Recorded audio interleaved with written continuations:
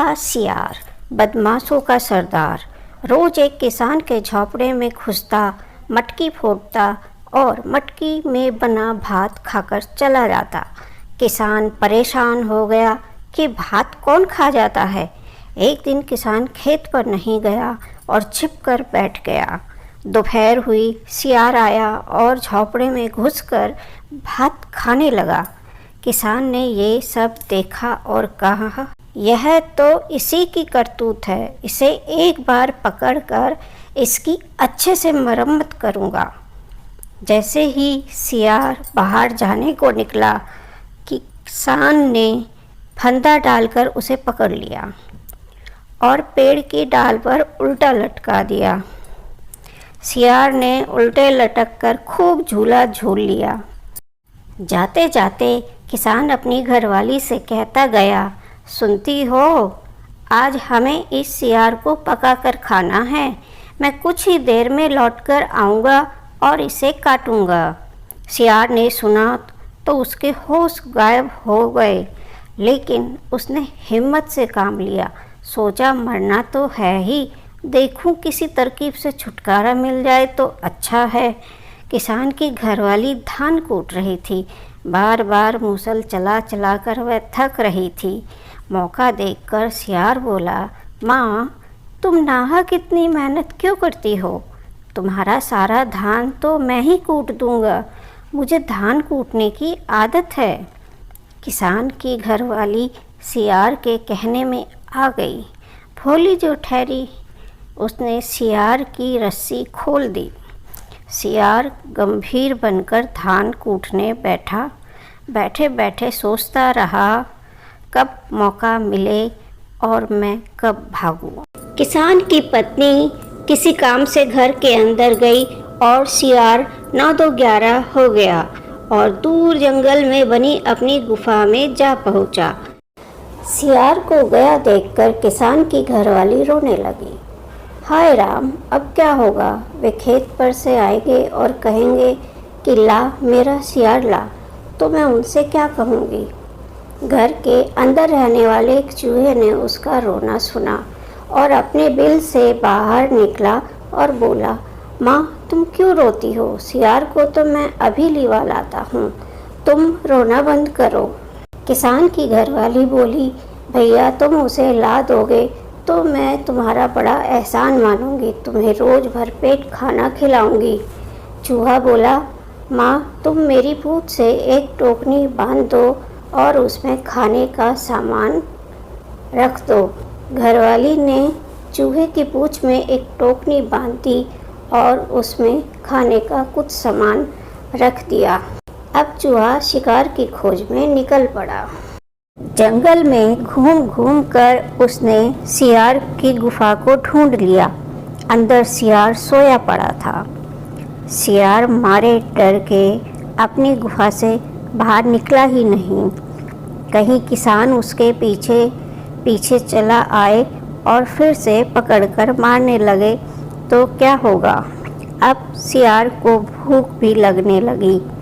तभी टोकनी लेकर चूहा उसकी गुफा के सामने से निकला।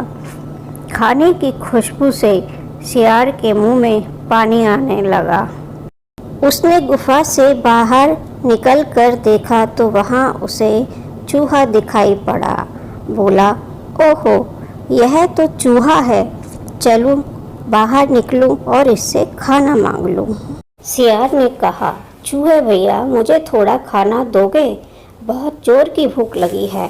चूहा बोला, खाना मुफ्त में कैसे दूं? तुम मेरा एक काम कर दो, मैं तुम्हें खाना खिला दूं। सियार ने कहा, बताओ क्या काम है? चूहा बोला, मुझे एक गट्ठर घास चाहिए, तुम उसे अपनी पीठ पर रखकर मेरे घर तक पहुंचा दो। सियार ने कहा, मुझे मंजूर है।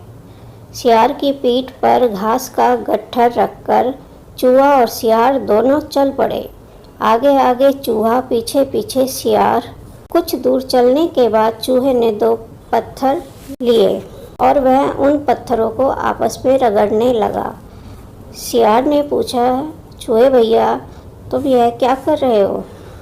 चूहा बोला, मैं इन्हें रगड़ रहा हूँ, यह तो हमारा रोज का काम है। कुछ ही देर में दोनों पत्थरों को रगड़ने से जो चिंगारी निकली, चूहे ने उसे घास के गट्ठर में डाल दिया। घास धू धू करके जल उठी। सियार चिल्लाया, अरे यह क्या कर रहे हो? चूहा बोला, धू धू कर रहा हूँ, हम तो हमेशा ऐसा ही करते रहते हैं। घास जल गई और उसके साथ सियार की पीठ भी कुछ जल गई। चीखता चिल्लाता सियार अपनी गुफा में जा पहुंचा। दूसरे दिन चूहा वैद्य बनकर निकला। गुफा के पास पहुंचकर बोला, दांत का दर्द मिटा दूं, बादी का दर्द मिटा दूं, जले पर मरहम लगा दूं। सुनकर सियार बाहर निकला। बोला, भैया दवा दोगे? चूहे ने पूछा, कैसी दवा चाहिए? सियार ने कहा, जली चमड़ी पर लगाने की दवा। चूहा बोला, लो यह मरहम जली हुई जगह पर ठीक से लगा लो। कहकर चूहे ने सियार को पिसी हुई मिर्च की एक गोली दे दी। सियार ने मिर्च वाला मरहम लगा लिया। फिर वह बुरी तरह चीखने चिल्लाने और रोने लगा। अरे तुमने यह कैसा मरहम दिया? चूहे ने कहा, यह तो तुम्हें जलाने वाली आग है, आग। सियार रोता चिल्लाता गुफा के अंदर चला गया। वहीं से बोला, अब इस गुफा में तो मैं रहूँगा ही नहीं। चूहा वहीं बैठा बैठा लकड़ी कुतरने लगा। सियार ने कहा, चूहे भैया कुछ खाने की चीज़ दिलाओगे? चूहा बोला, हम नदी के उस पार पहुंच जाएं तो वहां कुछ मिल सकता है, इसीलिए मैं यह नाव बना रहा हूं। सियार ने कहा, मुझे भी नाव बनाना सिखा दो।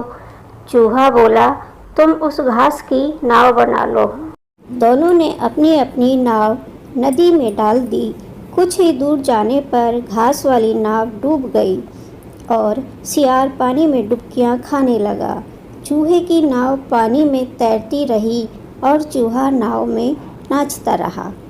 इस बीच सियार अधमरा हो गया।